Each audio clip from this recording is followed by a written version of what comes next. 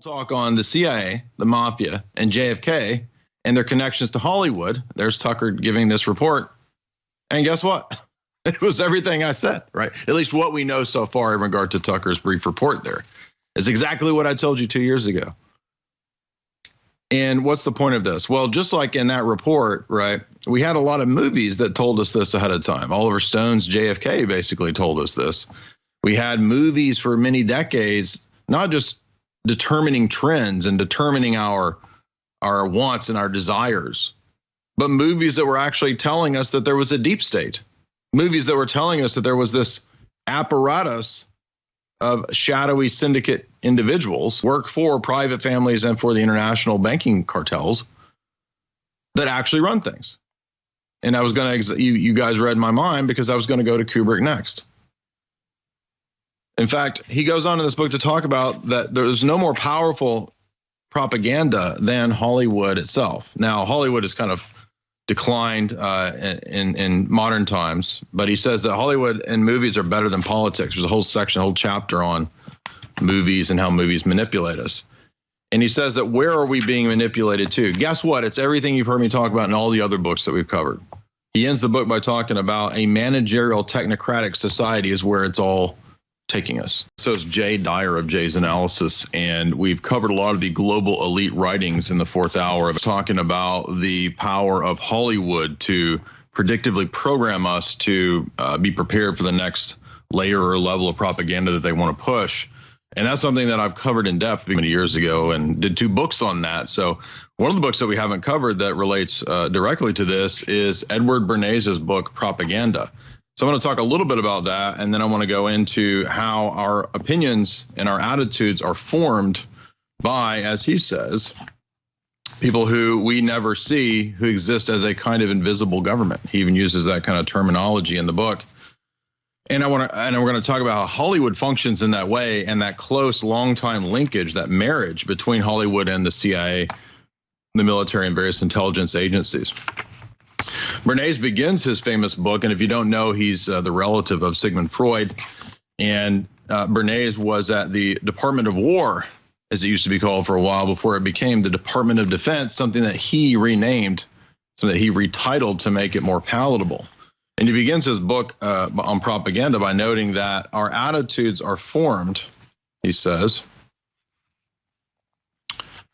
We are governed, he says, by, in a democratic society, by the masses are governed by, our minds molded by, our tastes formed by, our ideas largely made, he says, by men that we have never heard or seen. This is a logical result of the way in which our democratic society is organized. Vast numbers of human beings must cooperate in this manner if they're to live together in a functioning society. Thus, our invisible government, he says, is who runs our ideology. And then he goes on to talk about famous stories of made-up fake news. Fake news. Within the first few pages, he talks about fake news stories, and he talks about how a lot of the techniques that the propagandists and the social engineers and the people at Madison Avenue, the advertising men, if you've seen the movie, the show Mad Men, right? That's kind of taking place within that time frame when he's writing about people coming out of the OSS, the predecessor to the CIA, these ad men going into working at places like Madison Avenue, Hollywood. He mentions Walter Lippmann coming out of the OSS precisely to do this kind of stuff. He mentions the wartime techniques and psychological warfare that were understood to be effective were then applied to mass media, pop culture, and the advertising world, and particularly to Hollywood. The new propagandists he talks about is mass media and the rise of mass media back when he was writing this, I guess, in the data when this was back in the 30s, 40s, somewhere in there. And he talks about how movies would be an amazing way to propagandize people because movies are what the masses see.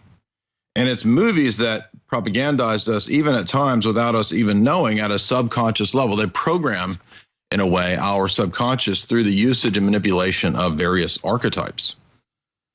And so movies are, he says, a powerful form of propaganda. There's even a little joke he makes about how even presidents are manipulated and run by people in the background who manipulate and turn them through an invisible government to various ways that they may not have intended to go. So even presidents can be manipulated, he says, by propaganda when it's very scientifically powerful and precise. He talks about fashion trends. He talks about sexual mores and revolutions. All of these things can be done through pop culture and through movies to completely change the society. He goes into a lot of other things too, like ad campaigns, surveys. He says all of these things can be easily manipulated, faked, made up, right? And he says this is really the psychology of public manipulation and public relations, which is based on herd mentality and groupthink. And he says that his relative Freud was instrumental in helping to figure out how to utilize archetypal sexual things to manipulate and to sell things, right? Sex and advertising. Now, this should all be pretty self-evident to most of us, I think, right? And he mentions a lot of examples of things that he cooked up that were very successful, like soap sculptures, and how this actually ended up selling a bunch of bars of soap as a test. And then he talks about how the idea of enlightened self-interest that was the modus operandi of the Rand Corporation would be sold upon everybody to promote the idea of consumerism. He says that all areas of life would be controlled by the ideas of commodification and business. Everything is business. And he says that the notion of advertising and advertising campaigns are essentially the exact same thing as propaganda. And he says that the only difference is that it's being used not to sell a war or change people's minds during warfare, but to sell the invisible government's ideology. And he's referring to people in the deep state. He's talking about the people that he was cohorts with coming out of the OSS and the CIA. And so today we heard in that clip that Alex played that's going around on Twitter, we heard Tucker Carlson talking about how the JFK files vindicate what people have been saying for so long, that this, quote, deep state had a key hand in the assassination of JFK. That's a huge vindication. In fact, I think the first or second, maybe the first time I came on the Fourth Hour to host almost 2 years ago, I did a whole talk on the CIA, the mafia, and JFK and their connections to Hollywood. There's Tucker giving this report. And guess what? It was everything I said, right? At least what we know so far in regard to Tucker's brief report there. It's exactly what I told you 2 years ago. And what's the point of this? Well, just like in that report, right, we had a lot of movies that told us this ahead of time. Oliver Stone's JFK basically told us this. We had movies for many decades, not just determining trends and determining our wants and our desires, but movies that were actually telling us that there was a deep state. Movies that were telling us that there was this apparatus of shadowy syndicate individuals, particularly people in the intelligence agencies that work for private families and for the international banking cartels that actually run things. And I was going to, you guys read my mind because I was going to go to Kubrick next. In fact, he goes on in this book to talk about that there's no more powerful propaganda than Hollywood itself. Now, Hollywood has kind of declined in modern times, but he says that Hollywood and movies are better than politics. There's a whole section, a whole chapter on movies and how movies manipulate us. And he says that where are we being manipulated to? Guess what? It's everything you've heard me talk about in all the other books that we've covered. He ends the book by talking about a managerial technocratic society is where it's all taking us. And so in order to get everybody to a managerial technocratic society, everybody needs to be in Plato's cave, needs to be remaining in the matrix, to be remaining fixed upon the shadows and the phantasms that dance upon the cave wall. That's Plato's ancient allegory in the Republic and in other places that explains our society that's dominated by mass media, Hollywood, the music industry as well. And in the last few years, this has more and more come out. We just saw a couple weeks ago, Britney Spears, yay, talking about handlers, talking about things that people in the alternative media have been talking about for 10, 15, 20 years. And now it's public knowledge. And we're going to get more into that when we look at some of the books that explain how it is that there's this deep relationship between Hollywood, the deep state, the CIA, other intelligence agencies, and how they not only program us, but they also predictively program us. We're going to go a Dyer of Jay's analysis. We were talking about that relationship between Hollywood, the CIA, the deep state, and even organized crime in regard to people like Frank Sinatra and JFK and Sam Giancana, the head of the Chicago Mafia, and their relationship to Marilyn Monroe, right? And the love tryst that was going on there that might have contributed to some of the downfalls, or well, at least in the case of Marilyn Monroe, perhaps to her downfall and death, because she might have been involved in some of this honey trap operation type of stuff to blackmail people. That's my theory on that. But regardless, Marilyn Monroe had a Department of Defense badge, and she had access to Wonderland Studios, which was over if you go up Wonderland Avenue in the area of Hollywood, Mulholland Drive. You get to this area, which was the premier film studio of that time, back in the 40s, 50s, and 60s, and that was the Air Force's studio. And so many high-level people in Hollywood, like Walt Disney and Jimmy Stewart, Cary Grant, they all had special access to this high-quality, super advanced film studio, which showed that even at that time there was a really deep marriage between what we could call the military-industrial complex or the deep state and Hollywood. So this is not something that's new. It didn't start developing in the 1980s, the 90s. It was always there. It just wasn't well known. And that's, as we said, why so many Hollywood people throughout all these decades had such close relationships with the intelligence agencies and were in fact spies. And I did maybe 2 episodes back of the 4th hour. If you search my name on my lectures in my 4th hour, you'll find the one where we covered famous Hollywood spies. I'm not going to rehearse all that, but I'm just trying to illustrate that. Do you understand that this helps to explain and vindicate and back up the point that Alex was making the 1st hour about the fact that the movies and the actors at times are involved in serving other masters to propagandize us and to change culture creation, culture manipulation. So again, Jimmy Stewart, Errol Flynn, Cary Grant, John Huston, Julia Child, Coco Chanel, Sonia Wiegert, Christopher Lee, Marilyn Monroe, Walt Disney, Ian Fleming, John Wayne even was really, we don't know for sure if he was in the OSS, but he really wanted to be in the OSS. What does that tell us? Well, that again shows us that there's this deep connection.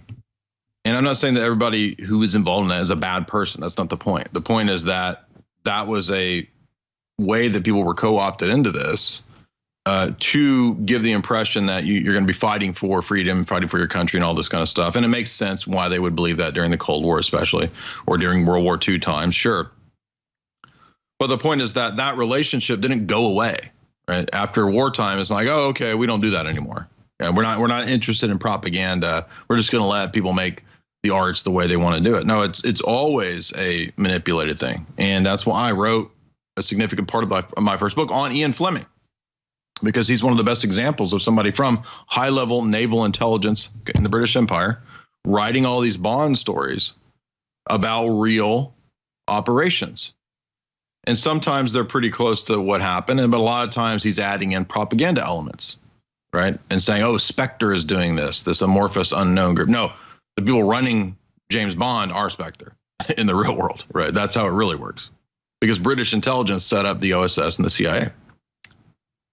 Did you know that? Well, if you watch The Good Shepherd, another example of this revelation of the method in film, The Good Shepherd actually tells you that. Because the Matt Damon character representing the early founders of the CIA or the OSS, they're trained by British intelligence, and British intelligence operatives tell them how to do it, how to set all this up, how to set up this inner deep state model, which is modeled on the round table models of the British Empire. Inner core steering committees, inner parties, what Quigley calls the Society of the Elect, modeled on Cecil Rhodes and Lord Rothschild's Special Secret Society. On record in all of Quigley's books. Well, not all of them, but all the relevant ones, Tragedy and Hope and Anglo-American Establishment. So that's how you control a vast empire, but give it the face of democracy and freedom. And you do it behind the scenes through a vast network of manipulators, controllers, the managerial class. Rothkopf has a book that it's a few thousand people that manage the world. And that's somebody coming out of the circles of Kissinger. That's not a conspiracy theorist.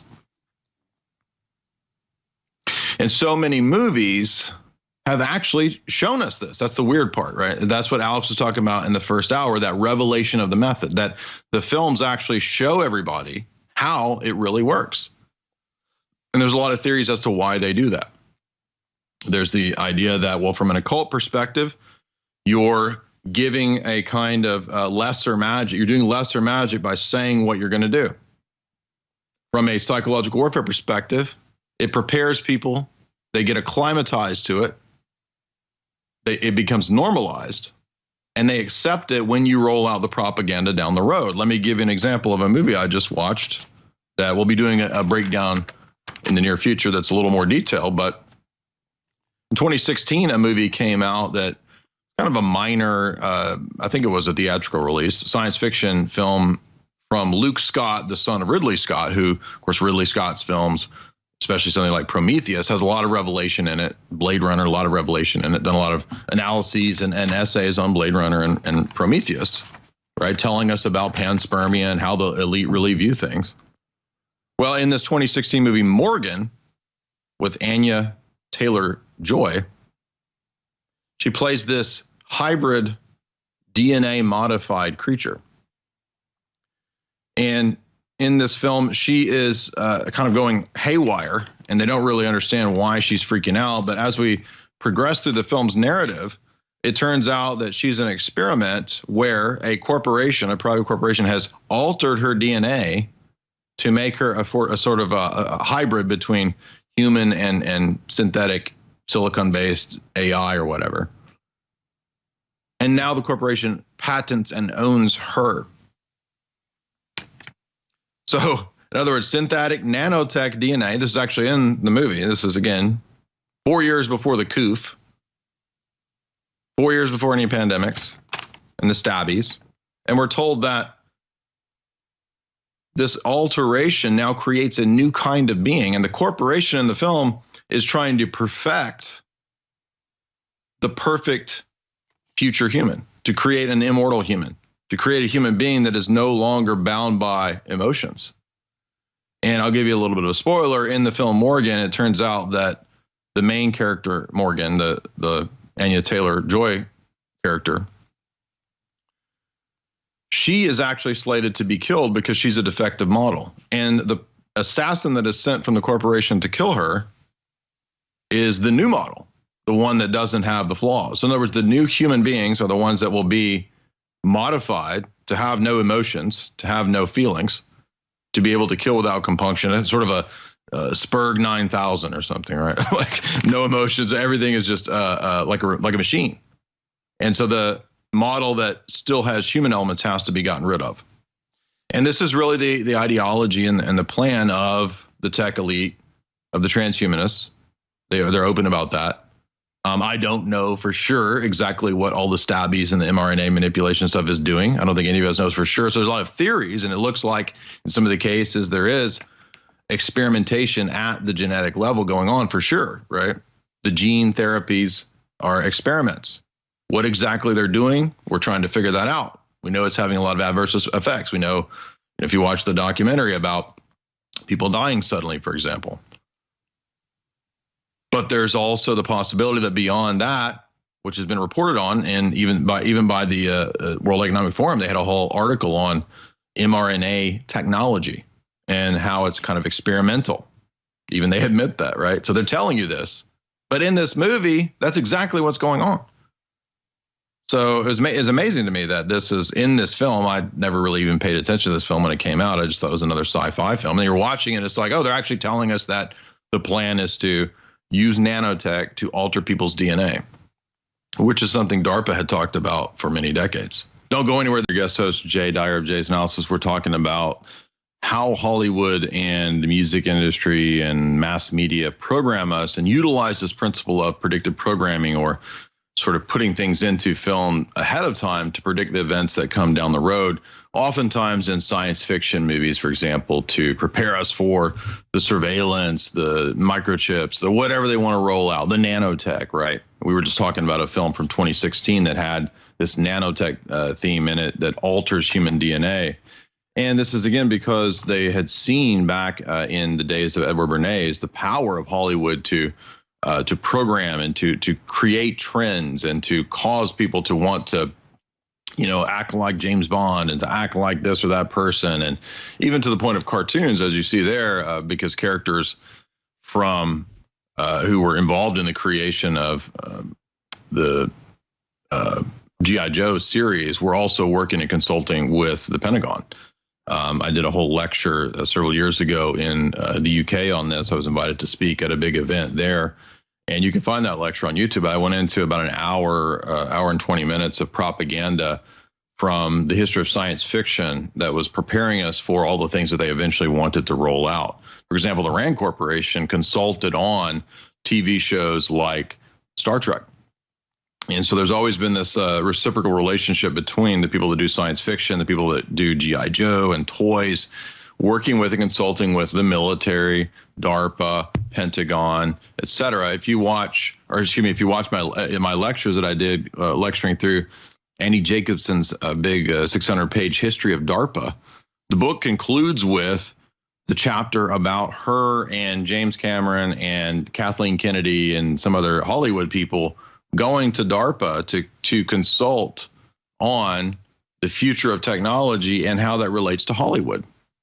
So the last chapter of that book was a vindication of everything I've been talking about for so many years and my research and what I'd gotten into in undergrad and grad school. But to, again, hammer this home, there's other people who've been writing on this at an academic level for many years. It didn't start becoming well known until maybe the early 2000s. And right after 9/11, there was a book that came out called Operation Hollywood. And the point of Operation Hollywood was to just focus on the liaison offices between various intelligence agencies and the military and how they consult and revise movie scripts. This was way before the 2016 or 17 declassification or FOIA request for the documents that showed the thousands of examples. Maybe it was hundreds, but maybe in one or a few thousand examples that were declassified through FOIA request in the book National Security Cinema that showed that the Pentagon, the military, the deep state, et cetera, they had consulted on and put messaging into all kinds of shows for decades, hundreds of them, which is what we already knew, but now it's confirmed through those declassified documents. But this book came out in 2004, and it's by a bunch of academics just analyzing how Hollywood is told what to do and told what to say in many cases, or they don't get access to this or that aircraft carrier, this or that tank or whatever, or they don't get money that they would get, right, for having positive messages about this or that. And so that kind of opened the doorway in the academic world to this kind of an idea, this kind of analysis. And so what you think is some sort of kooky, crazy thing, maybe this is the first time you're hearing about this. This is actually studied by academics at an academic level. In 2012, an important book came out. It's printed by University of Texas, UT, down there where Alex is in Austin. And it's called CIA in Hollywood by Trisha Jenkins, who's a professor.